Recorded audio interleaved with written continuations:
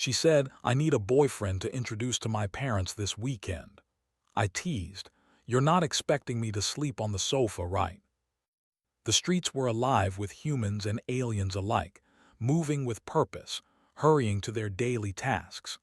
Hovercars zipped between buildings while street vendors sold exotic fruits and snacks from distant planets.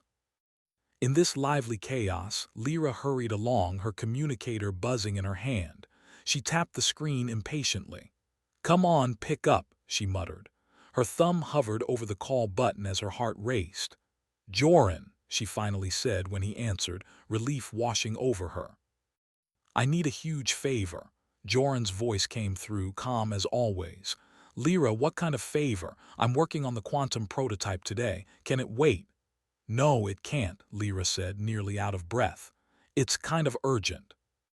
I need a boyfriend to introduce to my parents this weekend. There was a long pause on the other side. Then Joran laughed, a slow, easy laugh that made Lyra groan. You're joking, he said finally, still chuckling. I am not joking, she said, her voice firm but a little nervous. I mean, I am, but also serious. My parents are coming from Earth and they want to meet someone I'm dating. You get it, right? I get it, Joran said, still amused. But let me guess, you want me to sleep on the sofa? Lyra hit him lightly on the arm. Stop teasing me. And yes, you would sleep in the guest room. Or, well, the sofa works too, but that's not the point. Joran leaned back in his chair, thinking. So let me understand. You want me, a slightly socially awkward engineer who spends half his time with robots, to pretend to be your boyfriend for a weekend? Yes, Lyra said, her eyes wide. Pretty please. You're the only one I can ask. He sighed dramatically, though inside he felt a flicker of excitement. And if I do this, you'll owe me big time. Deal, she said, grinning. The conversation ended, leaving Joran staring at his communicator. He shook his head and laughed quietly. This is going to be interesting, he murmured. The next morning, Joran began his preparations. Unlike most people, he didn't panic or try to find a shortcut. Instead, he made a list, checking off everything he might need to impress Lyra's parents. He wasn't worried about superficial charm. No, Joran knew that humans had strengths aliens could never fully understand: creativity, empathy, humor, and the ability to improvise. First, he worked on conversation. Lyra's parents were known for their curiosity and sharp minds. Joran reviewed human history, art, science, and stories of interstellar exploration. He wrote notes on key topics, imagining questions they might ask. Then he practiced answering them aloud in his apartment, pacing the floor like a nervous actor. Next, he considered appearance. He wasn't exactly a fashion expert, but he knew a clean, neat look was essential. He picked a simple outfit, a dark tunic with comfortable pants, nothing flashy. His hope was that being genuine would matter more than fancy clothes. Finally, he prepared a little surprise. Joran worked on a small holographic slideshow, showing some of the greatest human achievements, space missions, inventions, and acts of kindness. It wasn't to boast, but to subtly show what humans could do when they combined curiosity, courage, and creativity. By evening, Lyra came over to check on his progress. She laughed when she saw him pacing and muttering to himself. You really are taking this seriously, aren't you? I am, he said, not looking up. I'm not going to embarrass you. You need someone who can talk, think, and be human. That's what matters, Lyra smiled. Well, I guess you're perfect for the job then. Humans do have a certain charm, don't they? Joran grinned. Charm is not the same as thinking ahead, but thank you. The weekend arrived faster than they expected. Nova Terra's spaceport was bustling with travelers. Joran arrived at Lyra's family estate in the early afternoon, his luggage in hand, and a mixture of nerves and excitement bubbling inside him. The estate was beautiful, a mix of classic architecture and modern technology. Robots tended the gardens, while holographic displays floated near the entrance, welcoming guests. Joran took a deep breath. This was it. No turning back. Lyra greeted him at the door, her eyes sparkling. Ready? As ready as I'll ever be, Joran said, trying to sound confident. They stepped inside and soon Lyra's parents appeared. They were warm but observant, smiling politely as they shook hands with Joran. His first test came immediately, small talk. "So Joran," her father said, his eyes twinkling, "what do you do?" "I'm an engineer," Joran said simply. "I design systems that help humans live better on new planets." Her mother raised an eyebrow. "And do you enjoy it?" "I love it," he said honestly. "There's nothing better than solving a problem and seeing how it helps people. Sometimes it's a challenge, but it's always worth it." They exchanged a glance. Joran realized that honesty, combined with curiosity, was making a good impression. Lyra watched, impressed. "See, I told you humans had a special charm," she whispered. Joran smiled quietly. Charm, yes, but he knew the real test was coming later, the weekend itself. As evening approached, the family gathered for dinner. Joran noticed the little details, the way her parents smiled at each other, the way they asked thoughtful questions. Instead of trying to impress them with flashy answers, he listened, responded with empathy, and shared small stories from his life. Lyra's parents nodded, laughed at his humor, and gradually relaxed. At one point, a sudden power outage plunged the estate into darkness. Aliens visiting the estate froze, unsure what to do. Joran, however, instinctively lit some candles and suggested a human-style storytelling session. Soon, everyone was laughing and sharing stories by candlelight, feeling closer than they had before. Lyra's mother leaned toward her husband and whispered, "He's different." But in a good way. Joran felt a quiet satisfaction. He hadn't needed tricks or pretense. His humanity, his ability to adapt, empathize, and think on his feet, was enough. By the end of the first evening, Joran and Lyra shared a private laugh in the kitchen. "So, not sleeping on the sofa?" she asked teasingly. "Not tonight," Joran said, grinning. "I think I might be staying." Lyra shook her head, smiling. "You really are something else, you know that." "Yeah," he said, "humans tend to be." Outside, the twin suns dipped below the horizon, casting warm light over the estate. The weekend had just begun, and already it was clear that sometimes being human was the most powerful thing in the universe. The morning sun of Nova Terra poured through the large glass windows of Lyra's family estate. Its golden light glinted off the polished floors, casting a warm glow across the room. Outside, the gardens were alive with soft humming drones tending to the plants and tiny robots chasing each other playfully along the hedges. Joran stood in the center of the living room, his backpack slung over one shoulder, and glanced around. Lyra was already moving around the kitchen, humming a tune as she prepared breakfast. "You know," she said, "I'm a little worried about my parents. They can be intimidating." Joran raised an eyebrow. "Intimidating how?" "Not mean," Lyra said quickly.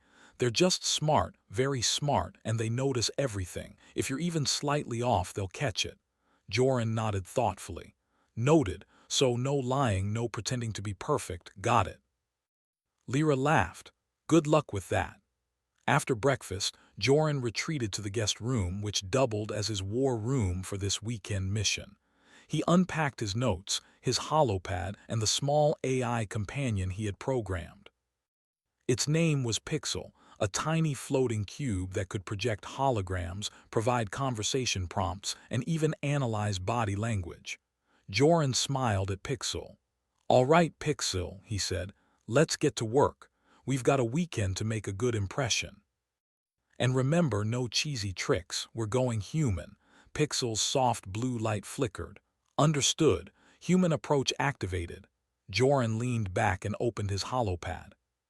He had spent hours compiling interesting facts about Lyra's parents, their favorite books, hobbies, travels, and even little details about their sense of humor. He ran through a practice conversation. "Good morning," he said aloud. "I noticed you enjoy gardening, Mrs. Kale. Did you know that some plants respond to sound? It's fascinating how they can sense vibrations in the soil." Pixel buzzed softly. "Impressive. They might find this intriguing." Joran grinned. Well, I hope so. Lyra peeked into the room, leaning against the doorframe. You're really taking this seriously, huh? I have to, Joran said, adjusting his tunic. This isn't just about meeting your parents. This is about showing them the best of humans. Our creativity, our humor, our empathy. Things aliens don't always get. Lyra smiled. You make it sound like humans are superheroes. Maybe we are, Joran said with a wink. In our own way. She laughed and shook her head. All right, Mr. Superhuman. Dinner conversation prep is done, but what about hobbies? They'll ask about hobbies. Joran thought for a moment. I like building things. Robotics, gadgets, simple engineering projects. Maybe I can show them one of my creations. That's perfect, Lyra said, her eyes lighting up. They'll love seeing something you made. Shows creativity and, well, it shows effort. Joran spent the next few hours in quiet concentration. He polished a small mechanical bird he had built weeks ago, its wings capable of gentle flapping and its eyes glowing softly. The bird was simple, yet elegant, a perfect example of human ingenuity and love for creation. Pixel hovered nearby, projecting a tiny simulation of how the bird would move and react. There, Joran said finally, I think this is ready. Simple, interesting, and human. Pixel gave a soft beep. Human charm verified, Joran chuckled. I like the sound of that. As afternoon approached, Lyra returned with a stack of clothes. Time for wardrobe trials, she said, tossing the items onto the bed. We can't have your engineering chic look scaring them off. Joran picked up a tunic and examined it. Engineering chic. Is that a thing? Not yet, Lyra said with a grin. But it could be if worn badly. Let's see this one. He held it against himself, twirling awkwardly. Am I human enough? You're more than human enough, Lyra teased. But this one's good. Simple, clean, no crazy gadgets flashing in your pockets. You'll look approachable. Joran nodded, smiling. Approachable, got it. With his appearance sorted, he moved to the final stage of preparation, conversation practice. Pixel displayed a virtual dining table complete with holograms of Lyra's parents. Joran rehearsed small talk, jokes, and thoughtful answers. Did you enjoy your trip from Earth? He practiced. I imagine the journey through the cosmos can be tiring but fascinating. Pixel simulated a soft laugh. Response likely positive. Continue. Joran continued, running through stories of human achievements, moments of creativity and funny experiences in his own life. He even practiced listening attentively, nodding and responding with empathy, things he knew aliens struggled with but humans excelled at. After an hour, he leaned back in the chair, satisfied. I think I'm ready, he muttered, or at least as ready as I can be. Lyra came into the room once more. You're ready, she said, smiling warmly. I can tell. You've done everything a human could do to show who they are. My parents are going to love you. I hope so, Joran said. I'm counting on humanity, she laughed. Then you won't be disappointed. The evening was calm, and the family gathered in the living room for light dinner. Lyra's parents were observant as ever, asking thoughtful questions about his work, interests, and experiences. Joran responded honestly with a mix of humor and intelligence. You built this mechanical bird, Mrs. Kale asked, eyes wide. It's exquisite. Yes, Joran said proudly. It's simple, but it moves with precision. It's one of my favorite creations. Mr. Kale nodded. I can tell you put thought and care into it. Humans have a remarkable way of combining creativity and purpose. Joran smiled. Thank you. That's the goal. Lyra watched silently from the side, her heart swelling. He was doing it, not with false charm, not with tricks, but with genuine humanity. His creativity, his empathy, his humor, it was shining through naturally. After dinner, Joran and Lyra's parents moved to the living room for tea. The conversation shifted to hobbies, travel, and funny stories from childhood. Joran told them about growing up building small robots, experimenting with gadgets, and helping neighbors fix things. They listened, amused and impressed by his storytelling. At one point, Lyra's father smiled and said, "You know, Joran, humans have a remarkable ability to turn ordinary moments into memorable experiences. Even when things go wrong, you find a way to make it work." Joran blinked, surprised by the compliment. I guess that's true. We humans do like to solve problems." "Yes," her mother added softly, "and you seem to enjoy it too. That's rare." Later, while Lyra was helping in the kitchen, Joran stayed behind with her parents. He realized that this wasn't just about impressing them. This was about connection, human connection. He laughed at their jokes, shared small anecdotes, and listened when they spoke. Every smile, every nod, every laugh felt like a quiet victory.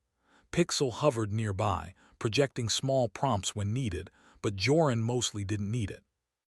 He was already relying on instinct, empathy, and humor, the very human qualities that made him him. The night drew to a close. Lyra's parents retreated to their rooms, smiling and chatting quietly about the evening. Joran and Lyra shared a moment in the living room, surrounded by the soft glow of the lamps. "So," Lyra said, leaning on the doorway, "how do you feel? Think you survived the first day?" "I did," Joran said with a grin. "Better than I expected, actually." "Turns out humans have their ways," she laughed. "I told you, charm isn't everything, you just need to be human." "Being human is harder than it looks," Joran said, smiling. "But worth it."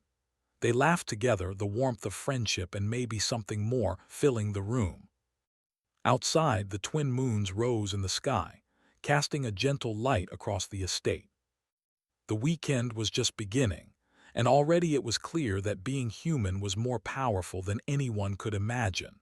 The next morning, the estate was quiet except for the soft hum of hovering garden drones.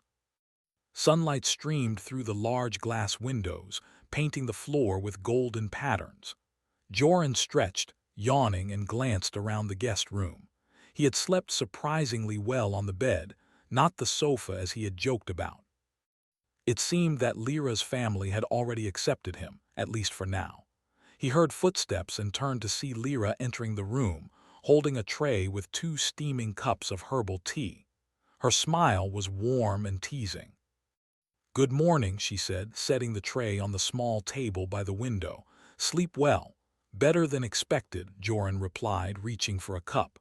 "Guess I'm not just surviving this weekend, I might actually enjoy it." Lyra laughed. "Don't get too confident. Today is the real test. My parents like to watch before they judge." Joran frowned playfully. "Watch? You mean they're observing me like some kind of human experiment?" "Exactly," she said, smirking. "But don't worry, I told them you're unique." After breakfast, the 3 of them gathered in the garden. Lyra's parents, Mr. and Mrs. Kale, were already there, examining the new flowers that had bloomed overnight. Their attention to detail was impressive, something Joran had noticed from the moment he arrived. Humans had curiosity, but these 2 had precision. They noticed every color gradient, every leaf angle, every subtle movement of the garden drones. Joran took a deep breath. This was his chance to show human ingenuity in action. He smiled politely, greeted them, and began a small conversation about the flora. "I read that some plants respond to human interaction," Joran said, pointing to a small bush. "Gentle touch, sound, it can even affect their growth patterns." Mrs. Kale's eyes widened. "Fascinating." "And is that true for these plants too?" Joran nodded. "It seems so. I've been tracking the humidity and light levels. They respond in subtle ways." Mr. Kale leaned closer, studying the bush. "Remarkable. Humans always find ways to combine science with curiosity." Joran felt a small surge of pride. This wasn't just charm, it was knowledge, observation, and genuine interest. And humans had plenty of all 3. Lyra watched quietly, a soft smile on her face. "See," she whispered. "Humans do have a unique way of impressing others without even trying to act perfect." Joran whispered back, "I'm trying not to mess this up." "Relax," she said, giggling. "You're doing better than you think." As the morning passed, the family moved indoors. Lyra suggested a casual game of hollow chess. a favorite pastime of her parents. Joran wasn't a master, but he enjoyed puzzles and strategy. He joined them at the holographic table, projecting floating pieces that glimmered with subtle light. "Don't underestimate my parents," Lyra warned. "They're very competitive." "I don't underestimate," Joran replied, focusing. "I observe, learn, and adapt." The first game began. Mr. Kale made a surprising early move, and Joran responded with careful strategy. Misses. Kale's smile widened when she saw him adjust quickly, not panicking but thinking several steps ahead. Lyra's eyes sparkled as she watched him. "Not bad," she whispered. "You're keeping up with them," Joran smiled. "Humans are good at patterns and planning. It's part of our survival instinct." The afternoon brought a small challenge. Lyra's parents suggested a collaborative cooking activity, a test of coordination and creativity. In the kitchen, Joran found himself chopping vegetables, stirring sauces, and arranging ingredients with care. "Humans are surprisingly inventive in the kitchen," Mrs. Kale said, watching him carefully. "Do you cook often?" "Sometimes," Joran admitted. "I enjoy trying new things and finding creative solutions when the recipe doesn't go as planned." Lyra whispered to him, "See, creativity again, it's a human superpower." Joran laughed quietly. "Superpower, huh? Maybe." When a small sauce spill occurred, Joran didn't panic. He wiped it carefully, turned it into a funny story about one of his first kitchen disasters, and the room filled with laughter. Lyra's parents nodded approvingly, clearly impressed by his calmness, humor, and ability to adapt. After cooking, they sat down to enjoy their meal. Joran noticed how Lyra's parents interacted with each other. Soft humor, mutual respect, shared memories. And he realized that this was just as important as his own presentation. Humanity wasn't just about individual skill or intelligence. It was about connection, understanding, and empathy. "Tell us about your work," Mr. Kale said during the meal. "How do humans manage such complex systems on new planets?" Joran smiled. "It's challenging, but we have creativity and adaptability. We experiment, learn from mistakes, and improve. Technology helps, but humans are the real solution. We innovate, improvise, and cooperate." Mrs. Kale nodded. "That's what I like about humans. You're not perfect, but you make progress and you care about the results." Lyra looked at him, clearly proud. "You're doing exactly what I hoped, not showing off, just being you." Joran felt a quiet satisfaction. This weekend was more than a test. It was a chance to show what humans could do without force or pretense. Humor, intelligence, creativity, and empathy, those were the tools he had. And so far they were working. The evening brought another unexpected challenge. A minor storm hit Nova Terra, rare but not impossible. The power flickered and some lights went out. Alien neighbors visiting the estate froze, unsure of what to do without constant technology.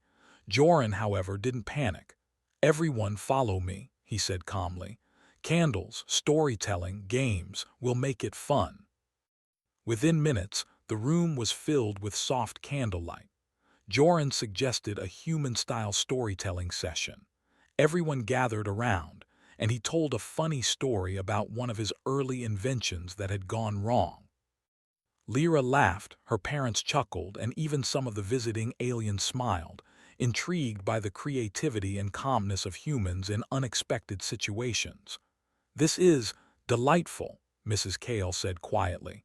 "Humans know how to turn trouble into something enjoyable." Joran smiled. "It's part of what makes us human. We improvise, we adapt, and we connect with others even in tricky situations." Lyra's father nodded slowly. "I can see it. Your humor, your patience, your creativity, it's remarkable." Later, after the storm passed, everyone settled in for quiet conversation. Joran noticed that Lyra's parents seemed relaxed, genuinely enjoying his company. He realized that impressing them wasn't about perfection or pretending. It was about showing the best parts of being human: empathy, creativity, humor, and the ability to turn challenges into opportunities for connection. Lyra leaned against the doorway, whispering, "You're amazing. I didn't think this would go so smoothly." Joran shrugged modestly. "I just do what humans do best. We adapt, we care, we make the best of every situation." "Well, it's working," Lyra said softly. Before bedtime, Joran and Lyra sat together in the garden.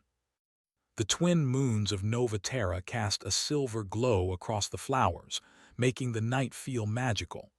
"You've really made a great impression," Lyra said.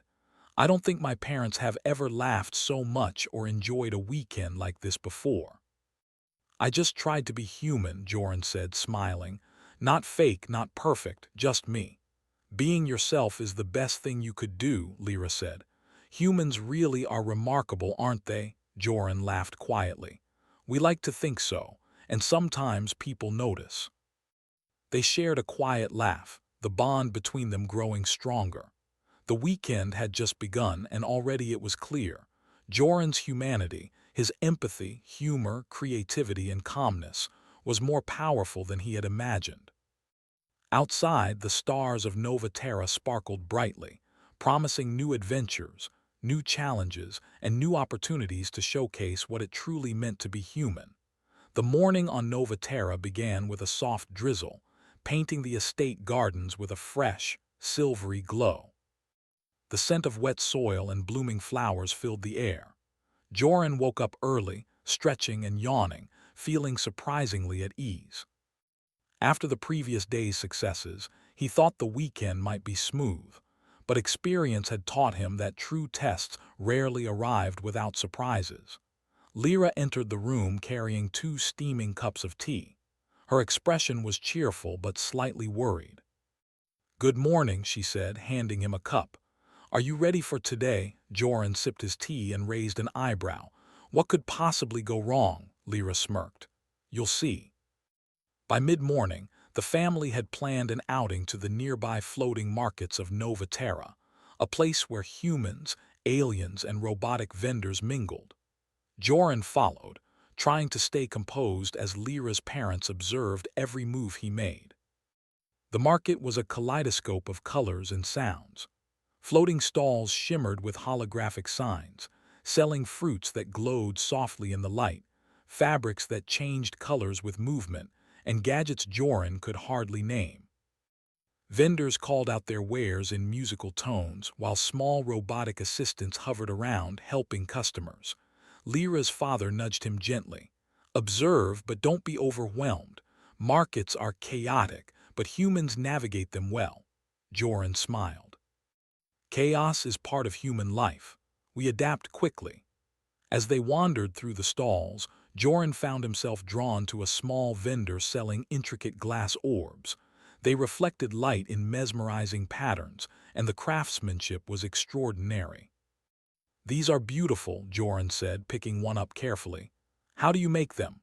The vendor explained the process, a mixture of heat, pressure, and delicate hand movements. Joran listened attentively, asking thoughtful questions. Lyra's parents watched, clearly impressed by his curiosity and genuine interest. "Humans always ask questions," Mrs. Kale whispered to Lyra. "It's part of what makes them alive, engaged." Lyra smiled. "Exactly. That's why he's perfect for this weekend." After exploring for a while, the family decided to return to the estate. The rain had stopped, but thick clouds lingered. Joran noticed a small group of alien children struggling with a floating cart of fruit. Their anti-gravity technology had malfunctioned and they were panicking. Without thinking, Joran approached. "Here, let me help," he said. Carefully, he adjusted the controls, stabilizing the cart. The children cheered. "You see," Joran said as they smiled gratefully, "humans like to solve problems. It's part of who we are." Lyra's parents exchanged impressed glances. "He doesn't just talk," Mr. Kale said quietly. "He acts. That's very human." Back at the estate, things took an unexpected turn. A sudden storm swept in from the mountains, bringing heavy rain, gusting winds, and flickering power. The estate's lights dimmed and went out in several sections. The hovering drones buzzed nervously and some guests froze, unsure how to respond without fully functioning technology. Joran, however, stayed calm. "Everyone don't panic," he said, guiding them into the main hall. "We'll make this fun." Mrs. Kale looked uncertain. "Fun?" "Yes," Joran said, smiling. "Humans have a way of turning problems into games or stories. You'll see." He quickly set up a few candles on tables and counters, creating a warm, cozy glow. Pixel hovered nearby, projecting small holograms to add subtle lighting where needed. Within minutes, the hall was transformed into an inviting, intimate space. Joran gathered everyone together and suggested a storytelling session. "Let's share funny or interesting experiences," he said. "It's how humans bond during unexpected situations." At first there was silence. Then Lyra began, sharing a humorous story from her childhood about a small robot she had tried to program that went haywire. Her parents laughed warmly, clearly delighted. "Your turn," she said, nudging Joran. He smiled and began recounting one of his earliest inventions, a small mechanical bird that had flown straight into his neighbor's garden on its first test flight. He exaggerated slightly for humor, and soon everyone was laughing. Even some of the visiting aliens, hesitant at first, smiled at the story's creativity and charm. "This is wonderful," Mrs. Kale said, her eyes twinkling. "Humans truly know how to make a moment enjoyable, even when circumstances are difficult." Joran nodded. "It's part of who we are. We adapt, we improvise, and we connect with others through creativity and humor." As the evening progressed, the storm grew stronger. Rain lashed against the windows and thunder rumbled in the distance. Some guests were uneasy, but Joran kept everyone engaged with games and conversation. He invented a simple, human-style guessing game using the holographic projector, where participants had to identify planets, animals, or objects from clues he provided. "Humans love games," he explained. "They help us think, laugh, and cooperate. It's part of how we bond." By the end of the night, everyone was laughing and relaxed. The storm outside seemed less threatening, replaced by warmth, light, and human connection inside. Lyra's father leaned toward Mrs. Kale, whispering, "He's remarkable, not because he's perfect, but because he makes everyone feel comfortable and included." Mrs. Kale nodded. "Exactly, that's the heart of humanity." After the guests had gone to bed, Joran and Lyra sat in the living room sipping warm drinks. The storm had quieted outside, leaving only the sound of dripping water and soft wind. "You did it," Lyra said softly, smiling. "You turned a storm into, well, a party." Joran laughed quietly. "It's what humans do. We find ways to turn challenges into opportunities." She shook her head in amazement. "You really are extraordinary, and you didn't even try to be. You just are human." Joran looked thoughtful. "I suppose that's the point. Trying too hard often fails, but being genuine, that works every time." They sat in silence for a moment, the warmth of the fire and the faint glow of pixel casting soft light across the room. The next morning, the aftermath of the storm had left the garden sparkling and fresh. Birds chirped and small streams of rainwater reflected the sunlight. Joran woke early again, feeling a quiet sense of satisfaction. He had passed another test, not of strength or charm, but of humanity. Humor, creativity, adaptability, and empathy, those qualities had carried him through challenges. Lyra joined him in the garden, holding a small tray with breakfast. "Good morning, hero of the storm," she teased. Joran smiled. "I just did what humans do best. Solve problems, adapt, and connect with others," she laughed. "Well, you did it exceptionally. My parents can't stop talking about how wonderful you are." Joran chuckled quietly. "I'm glad. I just wanted to be genuine." The day continued with simple activities: a walk through the estate's gardens, a visit to the small library filled with rare books, and quiet conversations over tea. Lyra's parents continued to observe, but now there was no tension. They were relaxed, enjoying his company and clearly appreciating his calmness, intelligence, and humor. At one point, Mrs. Kale whispered to Lyra, "He's remarkable, Not because of what he says or does, but because he listens, observes, and adapts. That's the true strength of humans. Lyra smiled, feeling proud. I told you humans were extraordinary. As evening approached, Joran prepared a small surprise. He had spent the afternoon crafting a tiny, interactive display using his engineering skills, a miniature solar system that moved in real time, showing the orbits of planets with gentle holographic lights. Thought this might be fun, he said, presenting it to Lyra's parents. Humans like to explore and understand the universe, and sometimes we like to make it beautiful too. Mrs. Kale's eyes lit up. It's incredible. You've combined science, art, and creativity, truly human. Mr. Kale nodded approvingly. Remarkable. You didn't just survive the storm, you inspired us. Joran smiled quietly. That's the power of humanity. Creativity, empathy, and connection. Later that night, Joran and Lyra sat quietly in the garden, watching the twin moons of Nova Terra rise high in the sky. You've done more than I could have imagined, Lyra said softly. This weekend, it's turning out to be unforgettable. I just did what humans do, Joran said, smiling. Adapt, create, connect. That's enough. She shook her head, laughing quietly. You're more than enough. You're extraordinary. They sat together, feeling the quiet magic of human ingenuity, humor, and empathy. Outside, the stars sparkled, promising new adventures and reminding them that being human, creative, adaptable, and connected was the greatest strength of all. The last morning of the weekend dawned softly on Nova Terra. The sky was painted in gentle hues of pink and gold as the twin suns rose, casting warm light across the estate. Birds chirped softly, and the scent of wet earth from the previous storm lingered in the air. Joran woke early, stretching and taking a deep breath.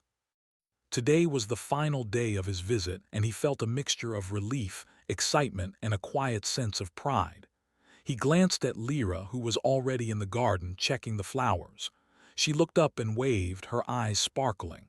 "Good morning," she called, smiling. "Ready for the final day?" Joran smiled, sipping his morning tea. "I think so. It's been incredible so far, but I'm ready to finish strong." Lyra laughed softly. "You've already finished strong. Today is just for fun and maybe a little reflection." After breakfast, the family decided to take a stroll through the surrounding forest. The paths were lined with tall, silver-leaved trees that shimmered softly in the sunlight. Small creatures scuttled across the ground, and a gentle breeze rustled the leaves above. Joran walked between Lyra and her parents, observing everything with curiosity and appreciation. "This place is amazing," he said, his voice quiet. "It feels alive." Mr. Kale nodded. "It does. Nature has a way of reminding us about patience and balance. Humans have a similar quality. You find ways to adapt and thrive, even in unexpected situations." Joran smiled. "We try. It's part of being human. We face challenges, make mistakes, and learn from them." Mrs. Kale added thoughtfully, "And you've done that this weekend. Not by trying to impress, but by being genuine. That's what makes you remarkable." As they walked, they came upon a small, sparkling stream. Joran knelt beside it, watching the water swirl and reflect the sunlight. "You know," he said, "humans have always been fascinated by nature. We observe patterns, we learn from them, and sometimes we just enjoy the beauty. It reminds us to stay curious." Lyra's mother smiled. "That curiosity is one of the things I admire most about humans. You don't just survive, you explore, create, and find meaning in the world around you." Lyra squeezed Joran's hand gently. "And that's why you've been so perfect for this weekend. You're not just smart or funny, you're human in the best way." Joran felt a warmth in his chest. He had spent the entire weekend proving himself not through lies, charm, or tricks, but simply by being thoughtful, creative, and genuine. Back at the estate, they spent the late morning preparing for a small farewell gathering. Lyra's parents had invited a few close friends from the neighborhood to meet Joran. The idea was not a test anymore. It was a chance for him to share the qualities that made humans special with others. Joran helped set up the space, arranging simple decorations, candles, and seating. Pixel hovered nearby, providing subtle holographic effects to enhance the ambience. "This is going to be nice," Joran said, glancing at the room. "It feels cozy, human cozy," Lyra laughed. "Exactly. It's about warmth and connection, not impressing anyone with technology or status." The guests began arriving, and Joran greeted each one politely. He noticed that some were curious about him, while others were slightly skeptical. He didn't let it bother him. Instead, he shared small stories about human creativity, inventions, and even funny mishaps from his life. At one point, a neighbor asked about the mechanical bird he had built. Joran explained patiently, showing how he designed it to flap its wings, balance in the air, and even react to touch. "That's incredible," one guest said. "You built this by yourself." "Yes," Joran said, smiling. "Humans have a way of solving problems and creating things that surprise even us sometimes." The room filled with laughter and admiration. Lyra's parents exchanged proud glances, clearly pleased with how Joran was connecting with everyone naturally. After the initial introductions, Joran suggested a simple activity, a human-style creativity challenge. He provided paper, pens, and small building materials. "Let's see what we can make together," he said.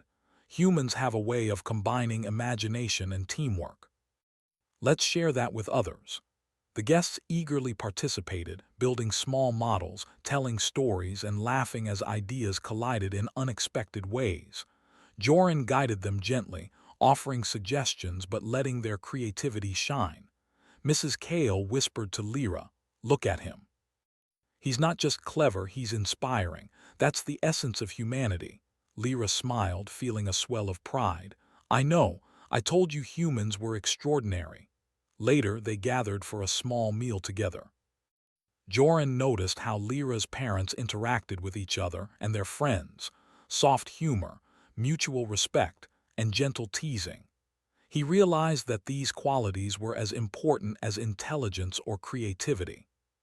Humanity wasn't just about individual skill, it was about relationships, empathy, and shared experiences.